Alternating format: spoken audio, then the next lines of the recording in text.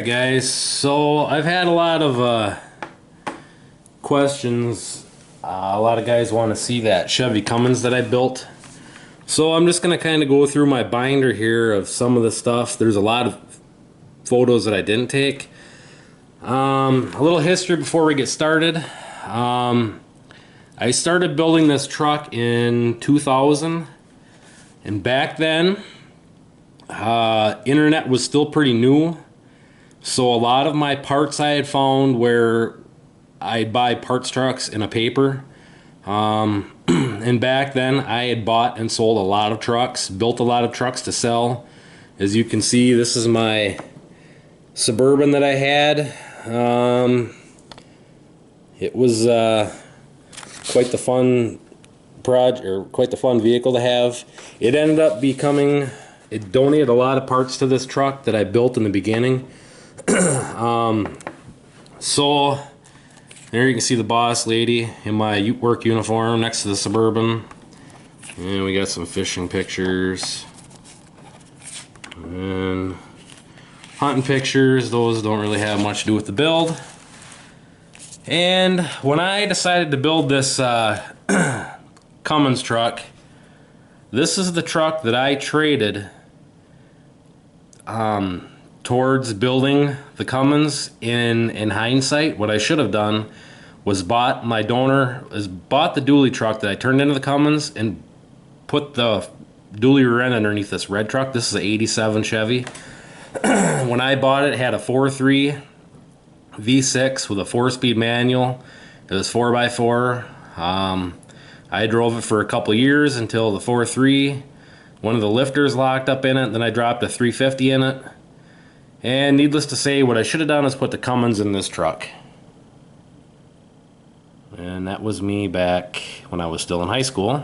You can see the truck there.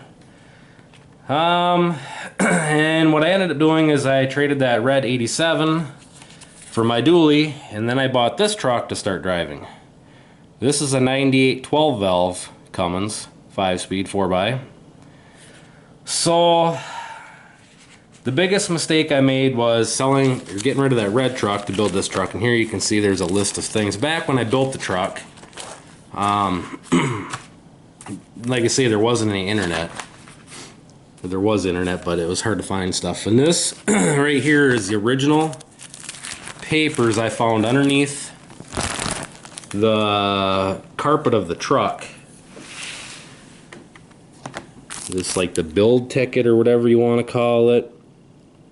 Like I say, this was underneath the carpet of the truck. There's all the options and everything.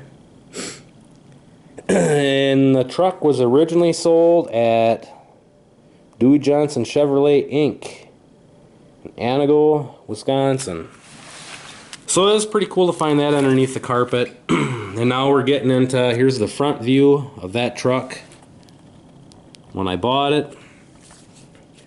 There's a little sign that was hanging on my toolbox. Here's a side view of that truck. That's what it looked like the day I brought it home. We got it up in front of the garage. Gonna start working on it here. More pictures of it before.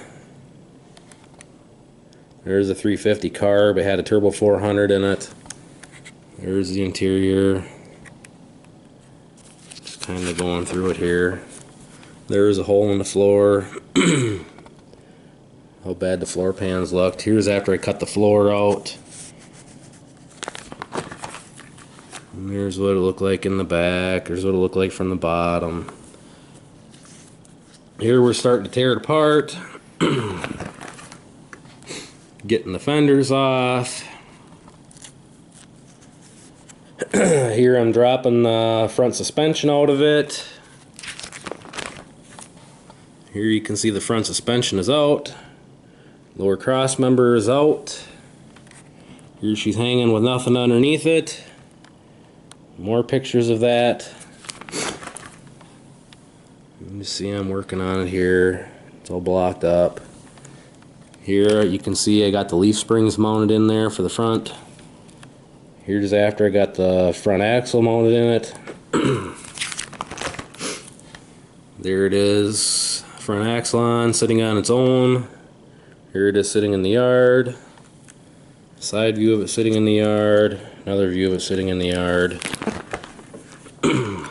Just more pictures of it sitting in the yard. And here we got the cab off. We're working on the cab, cleaning it all up. Sand all down, replaced all the bad rusted spots on it. And there is the 350 throttle body out of my Suburban. The Suburban became a parts donor for this 3+3 build. Here's the floor after we got it all fixed. Here you can see it's in primer. Here you can see the old cab I tipped off with Dad's 4010. You can see the 350 throttle body sitting on the back, 350 carb is in the front. And we started working on it.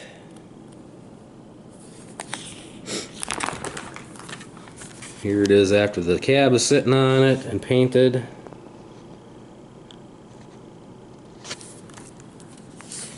This is after I started putting this interior out of, here's the Suburban. I started taking this interior and everything out of the Suburban to put in the 3+3. There it is with no motor. There it is after I got the 350 throttle body put in it. Another view of that. And then the pictures kind of stop.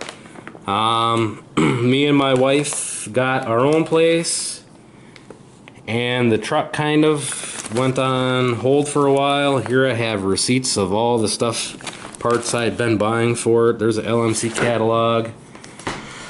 So I don't have any more pictures of it after the time I put the 350 throttle body in there with the 700R4 4x4. I took all the parts out of the Suburban for that.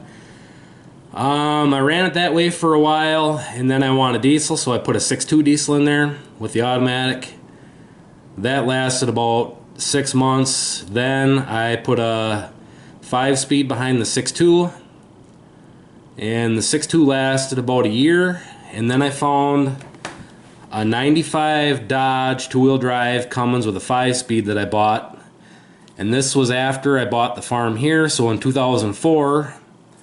And like I say, I don't have any more pictures of the build, but I have 2 pictures of the truck after it was done. And the picture is very bad because it was on my Matco brake cart that I had at my last job, so it's really dirty. But here's the truck after it was done, sitting here in Michigan farming. You can see my Farmall 504 diesel sitting back there. This is the truck the way it sat after I had it here, and then I ended up selling it to another person, which now I wish I would never sold it. But I do know where the truck is sitting without an engine in it. The people that bought it from me pulled the Cummins out and used it for a hydraulic motor or to power a hydraulic pump or something. But anyways, that's what it looked like when it was done. And there is the engine sitting in the engine compartment. So it was a 95 5.9, and I had it rebuilt, hooked to an Adventure 4500, and it had a 208C transfer case behind it. And like I say, looking back, I almost wish I would have kept that red Chevy to put it in, to do a Cummins build on it. Because now, of course, I'm looking for a regular cab dually. So that was the Chevy Cummins build. And back when I built this truck, and even when we first moved here, the internet was still a pretty new thing, and we didn't have the internet at first. And with me being a laser technician, I made all of my mounts and everything to put the Cummins in there. And back then, like I say, we didn't have the internet, so I had never seen or heard of anybody else really building a Chevy Cummins. I've seen a lot more of this after the internet become more popular and YouTube become really popular. But I built this truck, the Cummins went in 2004. And I sold it in, I think, 2006 or 2007. And I sold it to buy the red Dodge, which the red Dodge has been a great truck, but it's no Chevy with a Cummins in it. The Chevy drove so much nicer. But that's how that all came to be. And back when I built it, like I say, there was no internet. So the way I had really figured out how to get the Cummins to fit in a Chevy was actually through advanced adapter. I was just kind of looking for stuff when I was building when I put the 6.2 in the truck. I wanted to put a 5-speed behind it. So I was looking through advanced adapter and found an adapter kit to put a New Venture 4500 behind the 6.2 in a square body Chevy. As most of you know, on a square body, the drive shaft is on the opposite side and the starter is on the opposite side. The exhaust is on the opposite side, so the adapter allows you to hook up the New Venture to the right spot. Or, hook it up right to this older style. So in the process of that, I got to looking and realized that Chevy and Ford, or Chevy and Dodge, both use New Venture transmissions. And it didn't take long to figure out that all you had to do was switch the bell housing and the input shaft, and you could put a Dodge transmission or a Chevy 5-speed with a Dodge input shaft and Dodge bell housing onto a Cummins engine in a Chevy truck. So that's what I did. And I had planned to get rid of the 208C transfer case and put a 205 in it and have the gear-on-gear transfer case, but that never happened. And that's why if I build another one, that's the route I'm going to go. No transfer case chains to worry about or none of that stuff. Everything as heavy duty as possible.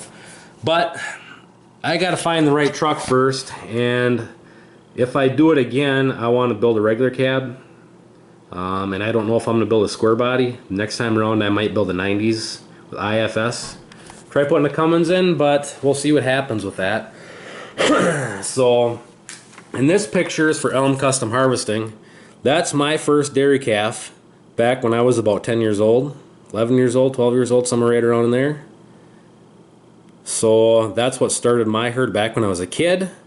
And all of my animals were sold when I got old enough to start buying vehicles. So I started my farm here with no animals. And this one's for Michigan Farming.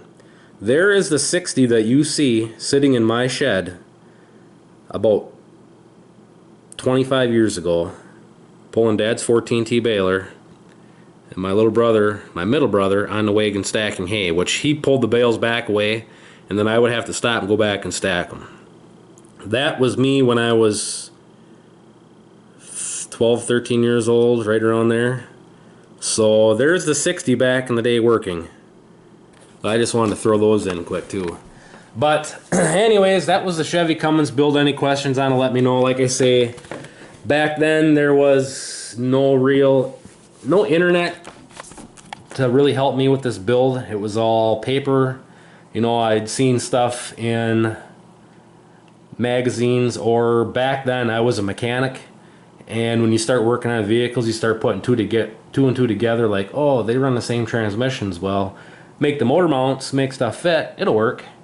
So that's what I did on mine. And like I say, I wish I still had the truck. I wish I still had the 87 too, but I don't. So this is hindsight. But some of the other things is when I built the truck, I ended up taking the 40-gallon fuel tank out of my Suburban and mounting it between the frame rails and the back of the dually, and got rid of the saddle tanks that were on it. Put a flatbed on, I had a gooseneck hitch, had all that stuff. I added power windows and locks to it. Basically, I took all that stuff out of the Suburban and put in this truck. Yeah, I got a 5-speed out of a 95 or a 96 Chevy to put in it. I sent that out, had the transmission all gone through with the new Dodge input shaft in it, so it was all set right. And that's how I did it. And then I made my own motor mounts on the laser at work, and then I brought it home. I fit everything in the frame, welded in everything to the frame, the motor mounts, and then I used the Dodge motor mounts in combination with the motor mounts that I built. So that was how I built it. So like I say, I wish I still had the truck. And who knows, maybe one of these days I'll get a hold of those guys and see if I can't go visit it and see what it looks like now without an engine in it. But that's what it looked like the day That's what it looked like when I sold it. And it's hard to tell, but the front wheel wells have 3-inch bushwhacker fender flares on it. It's a home built push bumper on there, and that push bumper was actually used for pushing stuff. It was not just for looks. When I built that bumper, I had it on my Suburban, and the Suburban was used for pushing race cars around. It was used for pushing mud trucks around. It was used for pushing parts trucks in and out of the shop. That bumper was used. It wasn't just for looks. And then you can see I built my own steps for it. When I first graduated high school, I worked at a repair shop. We did exhaust work and everything. We had a pipe bender. I built those steps for it. That's 3-inch exhaust pipe, and then it's undercoated in rubber. So yeah, that's what it looked like when I sold it. So anyways, that's just a little video of the old Chevy Cummins. The truck was originally a 78. The Suburban was an 88. So it's got parts from a little bit of everything. The front axle come off of late 80s 1-ton single axle, so the front didn't have dual rims on it, but yeah, that was my build. So anyways, guys, thanks for watching. Comment, rate, subscribe, stay tuned for more, and I'll catch you guys on the next one.